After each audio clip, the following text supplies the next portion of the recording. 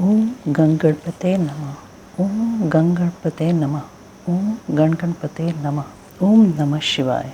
ईश्वर द्वारा शुक्राचार्य का अपहरण और शिव द्वारा उनका निगला जाना, 100 वर्ष के बाद शुक्र का शिवलिंग के रास्ते बाहर निकलना, शिव द्वारा उनका शुक्र नाम रखा जाना, शुक्र द्वारा जपे गए मृत्युंजय मंत्र और शिवाष्टोत्तर शतनाम स्तोत्र का वर्णन, शिव द्वारा अंधक को वर प्रदान। व्यास जी ने पूछा, महाबुद्धिमान सनत कुमार जी, जब वह महान भयंकर एवं रोमांचकारी संग्राम चल रहा था, उस समय त्रिपुरारी शंकर ने दैत्य गुरु विद्वान शुक्राचार्य को निगल लिया था। यह घटना मैंने संक्षेप से ही सुनी थी, अब आप उसे विस्तार पूर्वक वर्णन कीजिए। पिनाकधारी शिव के उदर में जाकर उन महायोगी शुक्राचार्य ने क्या किया था? शंभु की जठराग्नि ने उन्हें जलाया क्यों नहीं? भृगुनंदन बुद्धिमान शुक्र भी तो कल्पांतकालीन अग्नि के समान उग्र तेजस्वी थे।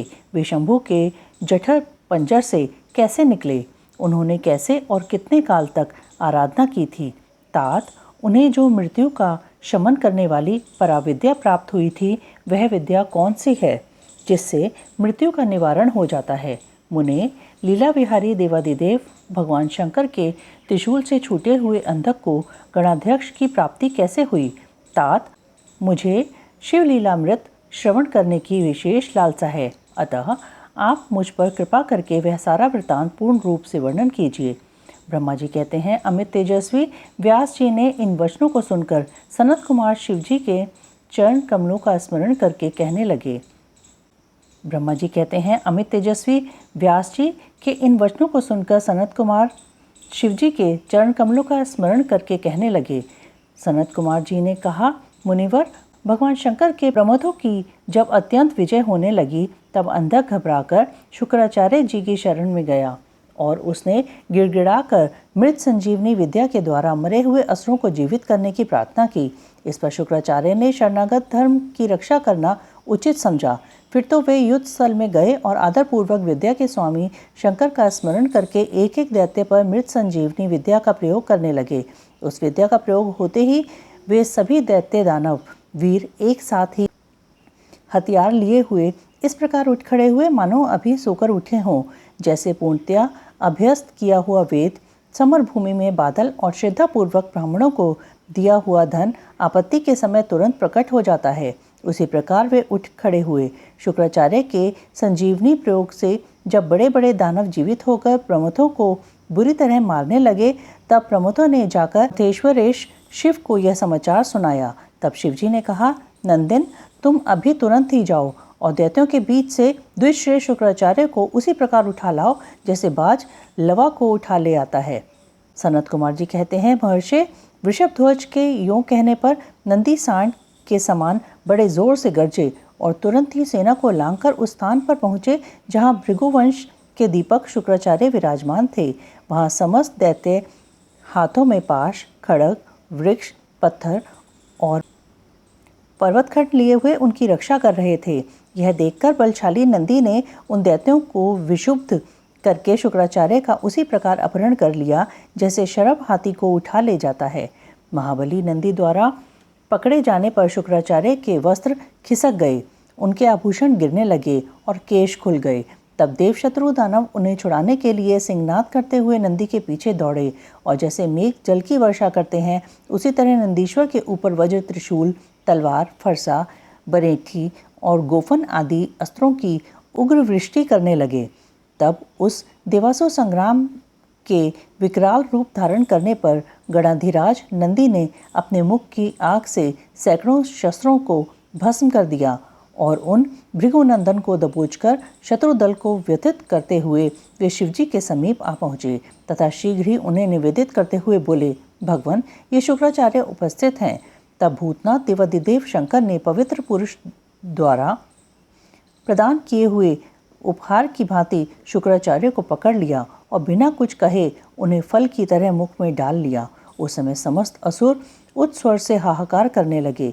व्यास जी, जब गिरिजेश्वर ने शुक्राचार्य को निगल लिया, तब दैत्यों की विजय की आशा जाती रही। उस समय उनकी दशा सूंड रहित गजराज, सिंहहीन सांड, मस्तक विहीन देह, अध्ययन रहित ब्राह्मण, उद्यमहीन प्राणी, भाग्यहीन के उद्यम, पति रहित स्त्री, फल वर्जित बाण, पुण्यहीनों की आयु, वज्र रहित वेदाध्ययन, एकमात्र वैभव शक्ति के बिना निष्फल हुए कर्म समूह, शूरताहीन क्षत्रिय और सत्य के बिना धर्म समुदाय की भांति शोचनीय हो गई। दैत्यों का सारा उत्साह जाता रहा। तब अंधक ने महान दुख प्रकट करते हुए अपने शूरवीरों को बहुत उत्साहित किया और कहा, वीरों, जो रणांगण छोड़कर भाग जाते हैं उनकी ख्याति अपयश रूपी कालिमा से मलिन हो जाती है और उन्हें इस लोक में तथा परलोक में कहीं भी सुख नहीं मिलता। यदि पुनर्जन्म रूपी मल का अपहरण करने वाले धरातीर्थ रणतीर्थ में अवगाहन कर लिया जाए तो अन्य तीर्थों में स्नान, दान और तप की क्या आवश्यकता है, अर्थात इनका फल रणभूमि में प्राण त्याग करने से ही प्राप्त हो जाता है।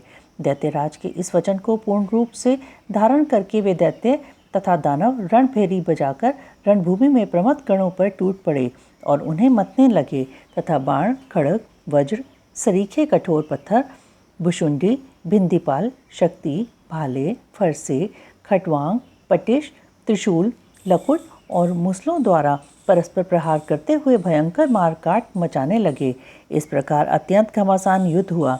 इसी बीच विनायक, स्कंद, नंदी, सोम नंदी, वीर, नैगमे और महाबली वैशाख आदि उग्र गणों ने त्रिशूल, शक्ति और बाण समूहों की धारावाहिक वर्षा करके अंधक को अंधा बना दिया। फिर तो प्रमथों तथा असुरों की सेनाओं में महान कोलाहल मच गया। उस घोर शब्द को सुनकर शंभु के उदर में स्थित शुक्राचार्य आश्चर्य रहित वायु की भांति निकलने का मार्ग ढूंढते हुए चक्कर काटने लगे। उस समय उन्हें रुद्र के उदर में पाताल सहित सातों लोक, ब्रह्मा, नारायण, इंद्र, आदित्य और अप्सराओं के विचित्र भुवन तथा वह प्रमथासुर संग्राम भी दिख पड़ा। इस प्रकार वे 100 वर्षों तक शिवजी की कुक्षी में चारों ओर भ्रमण करते रहे, परंतु उन्हें उसी प्रकार कोई छिद्र नहीं दिख पड़ा जैसे दुष्ट की दृष्टि सदाचारी के छिद्र को नहीं देख पाती। तब भृगुनंदन ने शैव योग का आश्रय ले एक मंत्र का जप किया। उस मंत्र के प्रभाव से वे शंभु के जठर पंजर से शुक्र रूप में लिंग मार्ग से बाहर निकले। तब उन्होंने शिवजी को प्रणाम किया। गौरी ने उन्हें पुत्र रूप में स्वीकार कर लिया और विघ्न रहित बना दिया। तदंतर करुणासागर महेश्वर भृगुनंदन शुक्राचार्य को वीर्य के रास्ते निकला हुआ देखकर मुस्कुराते हुए बोले। महेश्वर ने कहा, भृगुनंदन, चूंकि तुम मेरे लिंग मार्ग से शुक्र की तरह निकले हो, इसलिए अब तुम शुक्र कहलाओगे। जाओ, अब तुम मेरे पुत्र हो गए। सनत कुमार जी कहते हैं, मुनिवर, देवेश्वर शंकर के योग कहने पर सूर्य के सदृश कांतिमान शुक्र ने पुनः शिवजी को प्रणाम किया और वे हाथ जोड़कर स्तुति करने लगे। शुक्र ने कहा, भगवान, आपके पैर, सिर, नेत्र, हाथ और भुजाएं अनंत हैं। आपकी मूर्तियों की भी गणना नहीं हो सकती। ऐसी दशा में मैं आप स्तुति की सिर झुकाकर किस प्रकार स्तुति करूं? आपकी 8 मूर्तियां बताई जाती हैं और आप अनंत मूर्ति भी हैं। आप संपूर्ण सुरों और असुरों की कामना पूर्ण करने वाले हैं तथा अनिष्ट दृष्टि से देखने पर आप संहार भी कर डालते हैं। ऐसे स्तवन के योग्य आपकी मैं किस प्रकार स्तुति करूं? सनत कुमार जी कहते हैं, मुने, इस प्रकार शुक्र ने शिवजी की स्तुति करके उन्हें नमस्कार किया और उनकी आज्ञा से वे पुनः दानवों की सेना में प्रविष्ट हुए। ठीक उसी तरह जैसे चंद्रमा मेघों की घटा में प्रवेश करते हैं। व्यास जी, इस प्रकार रणभूमि में शंकर ने जिस तरह शुक्र को निगल लिया था वह वृत्तांत तो तुम्हें सुना दिया। अब शंभु के उदर में शुक्र ने जिस मंत्र का जप किया था उसका वर्णन सुनो। महर्षि, वह मंत्र इस प्रकार है। ओम नमस्ते देवेशाय सुरासुर नमस्कृताय भूतभव्य महादेवाय हरित पिंगल लोचनाय बलाय बुद्धि रूपिणे व्याघ्रवसन छद दारायणाय त्रैलोक्य प्रभवे ईश्वराय हराय हरिनेत्राय युगांत कर्णायान लाय गणेशाय लोकपालाय महाभुजाय महाहस्ताय शूलिने महादंष्ट्रिणे कालाय महेश्वराय अव्याय कालरूपिणे नीलग्रीवाय महोदराय गणाध्यक्षाय सर्वात्मने सर्वभावनाए सर्वगाये मृत्युहंत्रे परियात्र सुव्रताय ब्रह्मचारिणे वेदांत गाये तपोंत गाये पशुपतये व्यंग्याय शूलपाणे वृषकेतवे हरये जटिने शिखंडिने लकुटिने महायशसे भूतेश्वराय गुहावासिने वीणापण वतालवते अमराय दर्शनीयाय बाल सूर्य निभाए शमशान वासिने भगवते उमावते अरिंदमाए भग्य साक्षी पातिने पूषणो दशन नाशनाय क्रूर कर्तकाय पाशहस्ताय प्रलय कालाय उल्का मुखायाग्नि केतवे मुनिय दीप्ताय विषाम पते उन्नयते जनकाय चतुर्थकाय लोक सतमाय वामदेवाय वाग दक्षिणाय वाम तो भिक्षवे भिक्षुरूपिणे जटिने स्वयं जटिलाय शक्रहस्त प्रतिस्तंभकाय वसुनाम स्तंभकाय कृत्वे क्रतुकराय कालाय मेधाविने मधुकराय चलाय वनस्पत्याय वाजसने तिस्माश्रम पूजिताय जगद्धात्रे जगत्कर्त्रे पुरुषाय शाश्वताय ध्रुवाय धर्माध्यक्षाय त्रिवर्तमने भूत भावनाय त्रिनेत्राय बहुरूपाय सूर्यायुत संप्रभाय देवाय सर्वतूर्य निदानिने सर्वतूर्य निनादिने सर्व बाधा विमोचनाय बंधनाय सर्वधारिणे धर्मोत्तमाय पुष्पदंताया विभागाय मुखाय सर्वहराय हिरण्यश्व से द्वारिणे भीमाय भीम पराक्रमाय ओम नमो नमः। इसी श्रेष्ठ मंत्र का जप करके शुक्र शंभु के जटापंजर से लिंग के रास्ते उत्कट वीरे की तरह निकले थे। उस समय गौरी ने उन्हें पुत्र रूप से अपनाया और जगदीश्वर शिव ने अजर अमर बना दिया। तब वे दूसरे शंकर के सदृश शोभा पाने लगे। 3000 वर्ष व्यतीत होने के पश्चात वे ही वेदनिधि मुनिवर शुक्र पुनः इस भूतल पर महेश्वर से उत्पन्न हुए। इस समय उन्होंने धैर्यशाली एवं तपस्वी दानवराज अंधक को देखा। उसका शरीर सूख गया था और वह त्रिशूल पर लटका हुआ परमेश्वर शिव का ध्यान कर रहा था। वह शिव जी के 108 नामों का इस प्रकार स्मरण कर रहा था। महादेव, देवताओं में महान, विरूपाक्ष, विकराल नेत्रों वाले, चंद्रार्ध, कृत शेखर, मस्तक पर अर्चंद धारण करने वाले, अमृत, अमृत स्वरूप, शाश्वत, सनातन, स्थाणु, समाधिस्थ होने पर ठूंठ के समान स्थिर, नीलकंठ, गले में नील चिन्ह धारण करने वाले, पिनाकी, पिनाक नामक धनुष धारण करने वाले, वृषभाक्ष, वृषभ के नेत्र सरीखे विशाल नेत्रों वाले, महाज्ञेय, महान, रूप से जानने योग्य, पुरुष, अंतर्यामी, सर्वकामद, संपूर्ण कामनाओं को पूर्ण करने वाले, कामारी, कामदेव के शत्रु, कामदहन, कामदेव को दग्ध करने वाले, कामरूप, इच्छानुसार रूप धारण करने वाले, कपर्दी, विशाल जटाओं वाले, विरूप, विकराल रूपधारी, गिरीश, गिरिवर कैलाश पर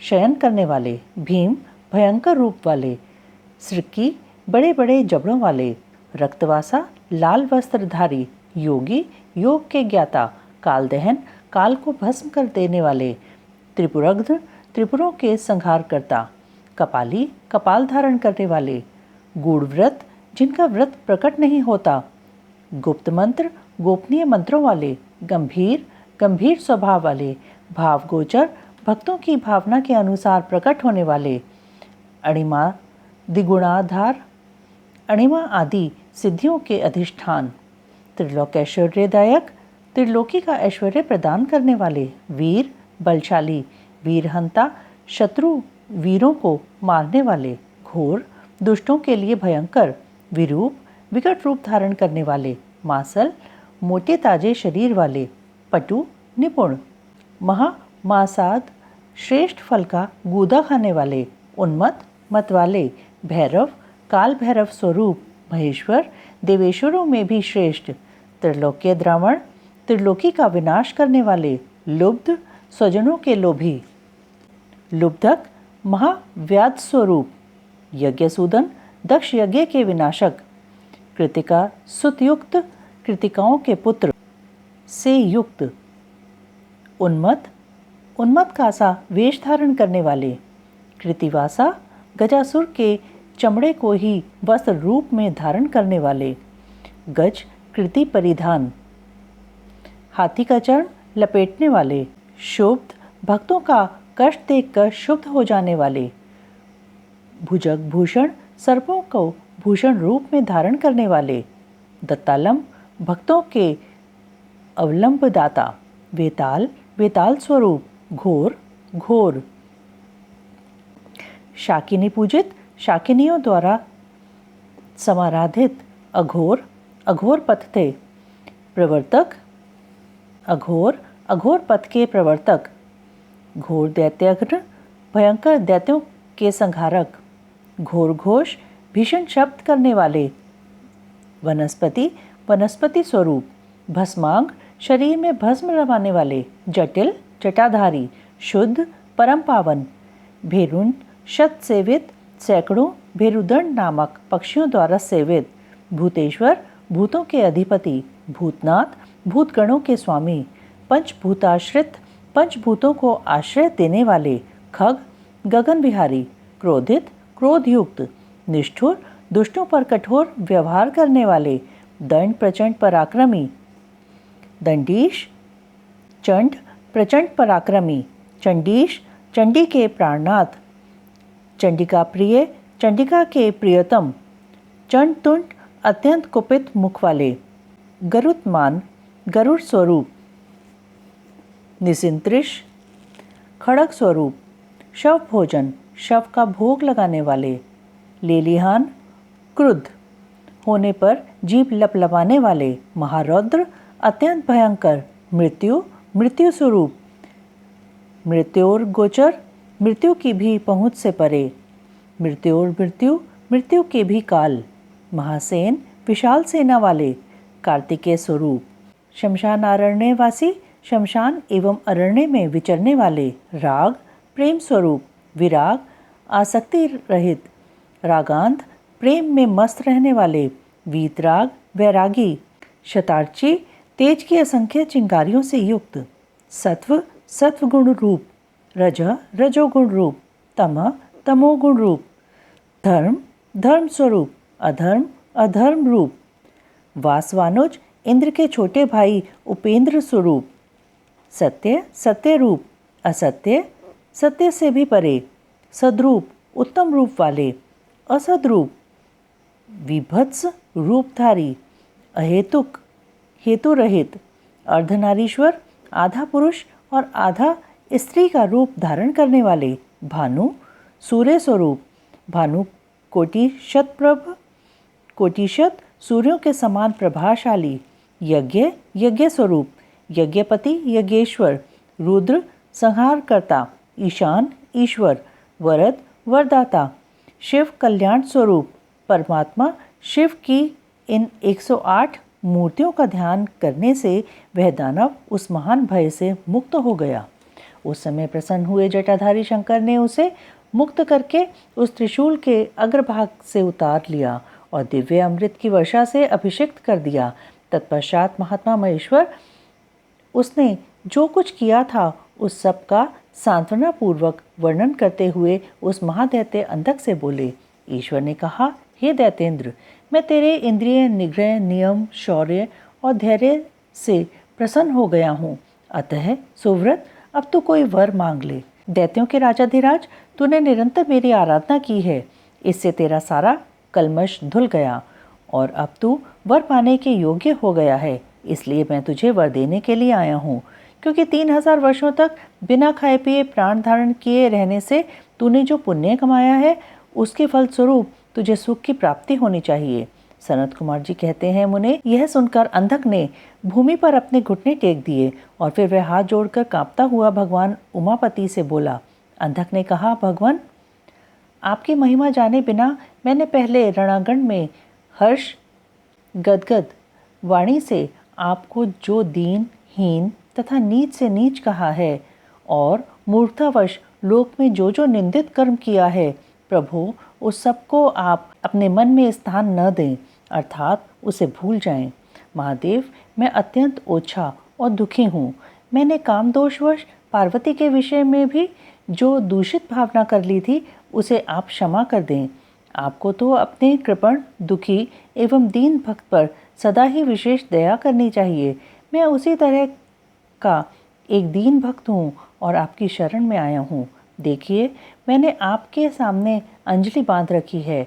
अब आपको मेरी रक्षा करनी चाहिए। ये जगत जननी पार्वती देवी भी मुझ पर प्रसन्न हो जाएं और सारे क्रोध को त्याग कर मुझे कृपा दृष्टि से देखें। चंद्रशेखर, कहाँ तो इनका भयंकर क्रोध और कहाँ मैं तुच्छ दैत्य। चंद्रमौली, मैं किसी प्रकार उसको सहन नहीं कर सकता। शंभो, कहाँ तो परम उदार आप और कहाँ बुढ़ापा, मृत्यु तथा काम क्रोध आदि दोषों के वशीभूत मैं, अर्थात मेरी आपके साथ क्या तुलना है। महेश्वर, आपके ये युद्ध कला निपुण महाबली वीर पुत्र मेरी कृपणता पर विचार करके अब क्रोध के वशीभूत मत हों। तुषार, हार, चंद्र किरण, शंख, कुंद पुष्प और चंद्रमा के से वर्ण वाले शिव, मैं इन पार्वती को गुरुता के गौरववश नित्य मात्र दृष्टि से देखूं। मैं नित्य आप दोनों का भक्त बना रहूं। देवताओं के साथ होने वाला मेरा वैर दूर हो जाए तथा मैं शांतचित हो योग चिंतन करता हुआ गणों के साथ निवास करूं। महेशान, आपकी कृपा से मैं उत्पन्न हुए इस विरोधी दानव भाव का पुनः कभी स्मरण न करूं। यही उत्तम वर मुझे प्रदान कीजिए। सनत कुमार जी कहते हैं, मुनि सत्तम, इतनी बात कहकर वह दैत्यराज माता पार्वती की ओर देखकर त्रिनयन शंकर का ध्यान करता हुआ मौन हो गया। तब रुद्र ने उसकी ओर कृपा दृष्टि से देखा। उनकी दृष्टि पड़ते ही उसे अपने पूर्व वृतांत तथा अद्भुत जन्म का स्मरण हो आया। उस घटना का स्मरण होते ही उसका मनोरथ पूर्ण हो गया। फिर तो माता पिता को प्रणाम करके वह कृतकृत्य हो गया। उस समय पार्वती तथा बुद्धिमान शंकर ने उसका मस्तक सूंघकर प्यार किया। इस प्रकार अंधक ने प्रसन्न हुए चंद्रशेखर से अपना सारा मनोरथ प्राप्त कर लिया। मुने, महादेव जी की कृपा से अंधक को जिस प्रकार परम सुखद गणाध्यक्ष पद प्राप्त हुआ था, वह सारा का सारा पुरातन वृतांत मैंने सुना दिया और मृत्युंजय मंत्र का भी वर्णन कर दिया। यह मंत्र मृत्यु का विनाशक और संपूर्ण कामनाओं का फल प्रदान करने वाला है। इसे प्रयत्नपूर्वक जपना चाहिए। शुक्राचार्य की घोर तपस्या और इनका शिवजी को चित्ररत्न अर्पण करना तथा अष्टमूर्त्यष्टक स्तोत्र द्वारा उनका स्तवन करना, शिवजी का प्रसन्न होकर उन्हें मृत संजीवनी विद्या तथा अन्य वर प्रदान करना। सनत कुमार जी कहते हैं, व्यास जी, मुनिवर शुक्राचार्य को शिव से मृत्युंजय नामक मृत्यु का प्रशमन करने वाली पराविद्या किस प्रकार प्राप्त हुई थी, अब उसका वर्णन करता हूँ, सुनो। पूर्व काल की बात है। इस भृगुनंदन ने वाराणसीपुरी में जाकर प्रभावशाली विश्वनाथ का ध्यान करते हुए बहुत काल तक घोर तप किया था।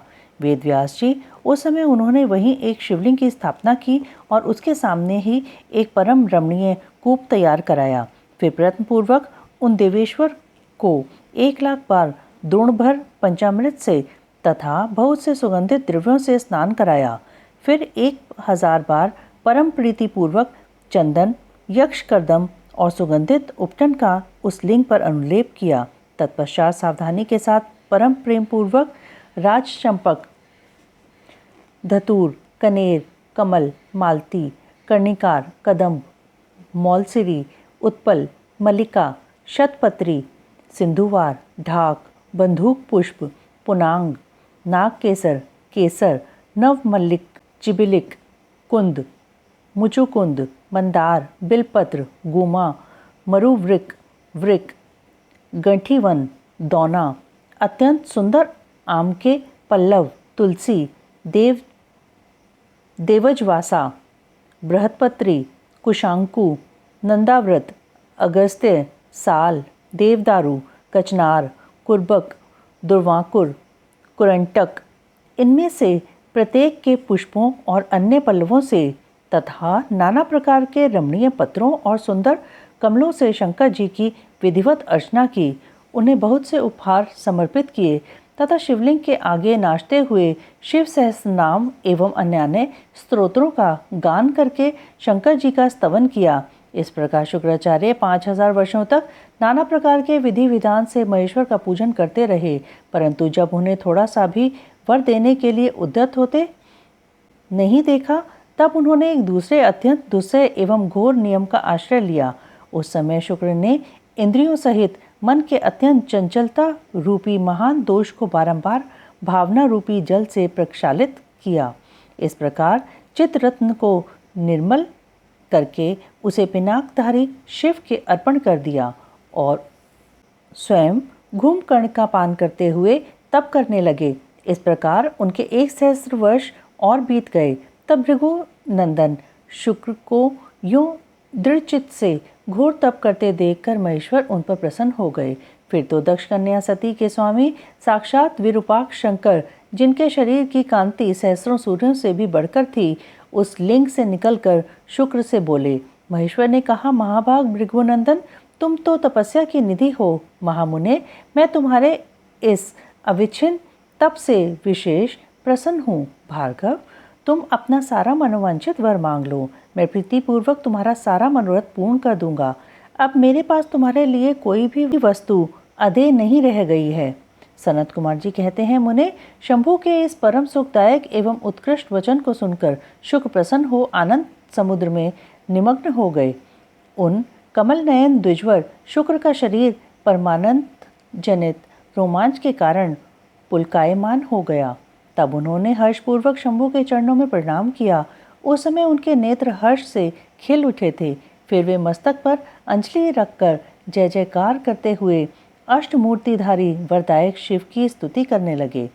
भार्गव ने कहा, सूर्य स्वरूप भगवान, आप त्रिलोकी का हित करने के लिए आकाश में प्रकाशित होते हैं और अपनी इन किरणों से समस्त अंधकार को अभिभूत करके रात में विचरने वाले असुरों का मनोरथ नष्ट कर देते हैं। जगदीश्वर, आपको नमस्कार है। घोर अंधकार के लिए चंद्र स्वरूप शंकर, आप अमृत के प्रवाह से परिपूर्ण तथा जगत के सभी प्राणियों के नेत्र हैं। आप अपनी अमर्याद तेजोमय किरणों से आकाश में और भूतल पर अपार प्रकाश फैलाते हैं, जिससे सारा अंधकार दूर हो जाता है। आपको प्रणाम है। सर्वव्यापिन, आप पावन पथ योग मार्ग का आश्रय लेने वालों की सदा गति तथा उपास्य देव हैं। भुवन जीवन, आपके बिना भला इस लोक में कौन जीवित रह सकता है। सर्पकुल के संतोषदाता, आप निश्चल वायु रूप से संपूर्ण प्राणियों की वृद्धि करने वाले हैं। आपको अभिवादन है। विश्व के एकमात्र पावनकर्ता, आप शरणागत रक्षक और अग्नि की एकमात्र शक्ति हैं। पावक आपका ही स्वरूप है। आपके बिना मृतकों का वास्तविक दिव्य कार्य दाह आदि नहीं हो सकता। जगत के अंतरात्मा, आप प्राण शक्ति के दाता, जगत स्वरूप और पद पद पर शांति प्रदान करने वाले हैं। आपके चरणों में मैं सिर झुकाता हूँ। जल स्वरूप परमेश्वर, आप निश्चय ही जगत के पवित्र कर्ता और चित्र विचित्र सुंदर चरित्र करने वाले हैं। विश्वनाथ, जल में अवगाहन करने से आप विश्व को निर्मल एवं पवित्र बना देते हैं, इसलिए आपको नमस्कार है। आकाश रूप ईश्वर, आपसे अवकाश प्राप्त करने के लिए यह विश्व बाहर और भीतर विकसित होकर सदा स्वभाववश श्वास लेता है, अर्थात इसकी परंपरा चलती रहती है तथा आपके द्वारा यह संकुचित भी होता है, अर्थात नष्ट हो जाता है। इसलिए दयालु भगवान, मैं आपके आगे नतमस्तक होता हूँ। विशंभरात्मक, आप ही इस विश्व का भरण पोषण करते हैं। सर्वव्यापिन, आपके अतिरिक्त दूसरा कौन अज्ञान अंधकार को दूर करने में समर्थ हो सकता है। अतः विश्वनाथ, आप मेरे अज्ञान रूपी तम का विनाश कर दीजिए। नागभूषण, आप स्तवनीय पुरुषों में सबसे श्रेष्ठ हैं, इसलिए आप परात्पर प्रभु को मैं बारंबार प्रणाम करता हूँ। आत्मस्वरूप शंकर, आप समस्त प्राणियों के अंतरात्मा में निवास करने वाले प्रत्येक रूप में व्याप्त हैं और मैं आप परमात्मा का जन हूँ। अष्टमूर्ति आपकी इन रूप परंपराओं से यह चराचर विश्व विस्तार को प्राप्त हुआ है, अतः मैं सदा से आपको नमस्कार करता हूँ। मुक्त पुरुषों के बंधो, आप विश्व के समस्त प्राणियों के स्वरूप प्रण तजनों के संपूर्ण योगक्षेम का निर्वाह करने वाले और परमार्थ स्वरूप हैं। आप अपनी इन अष्टमूर्ति से युक्त होकर इस फैले हुए विश्व को भली भांति विस्तृत करते हैं, अतः आपको मेरा अभिवादन है। सनत कुमार जी कहते हैं, मुनिवर भृगुनंदन शुक्र के इस प्रकार अष्टमूर्त्यष्टक स्तोत्र द्वारा शिवजी का स्तवन करके भूमि पर मस्तक रखकर उन्हें बारंबार प्रणाम किया। जब अमित तेजस्वी भार्गव ने महादेव की इस प्रकार स्तुति की, तब शिवजी ने चरणों में पड़े हुए उन द्विजवर को अपनी दोनों भुजाओं से पकड़कर उठा लिया और परम प्रेम पूर्वक मेघ गर्जन की सी गंभीर एवं मधुर वाणी में कहा। उस समय शंकर जी के दांतों की चमक से सारी दिशाएं प्रकाशित हो उठी थीं। महादेव जी बोले, विप्रवर कवे, तुम मेरे पावन भक्त हो। तात तुम्हारे इस उग्र तप से, उत्तम आचरण से, लिंग स्थापन जन्य पुण्य से, लिंग की आराधना करने से, चित्त का उपहार प्रदान करने से, पवित्र अटल भाव से, अविमुक्त महाक्षेत्र काशी में पावन आचरण करने से मैं तुम्हें पुत्र रूप से देखता हूँ, अतः तुम्हारे लिए मुझे कुछ भी अदेय नहीं है।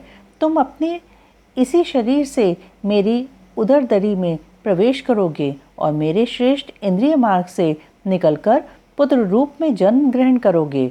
महाशुचे, मेरे पास जो मृत संजीवनी नाम की निर्मल विद्या है, जिसका मैंने ही अपने महान तपोबल से निर्माण किया है, उस महामंत्र रूपा विद्या को आज मैं तुम्हें प्रदान करूंगा, क्योंकि तुम पवित्र तप की निधि हो, अतः तुम में उस विद्या को धारण करने की योग्यता वर्तमान है।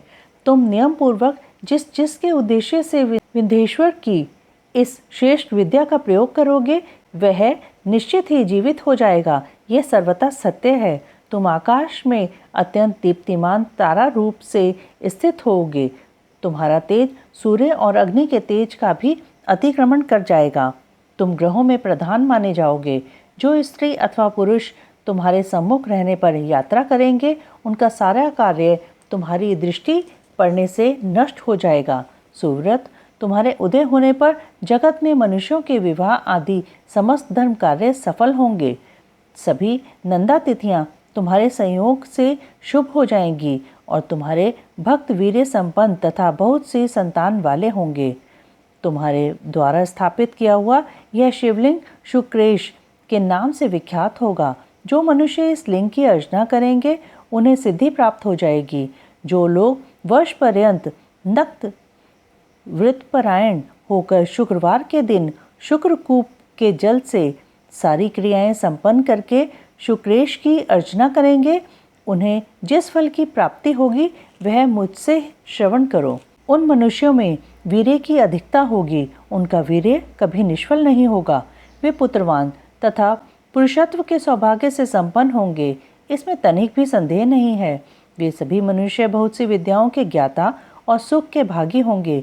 यूं वरदान देकर महादेव उसी लिंग में समा गए। तब भृगुनंदन शुक्र भी प्रसन्न मन से अपने धाम को चले गए। व्यास जी, यूं शुक्राचार्य को जिस प्रकार अपने तपोबल से मृत्युंजय नामक विद्या की प्राप्ति हुई थी, वह वृत्तांत मैंने तुमसे वर्णन कर दिया। अब और क्या सुनना चाहते हो? ओम नमः शिवाय, ओम नमः शिवाय, ओम नमः शिवाय।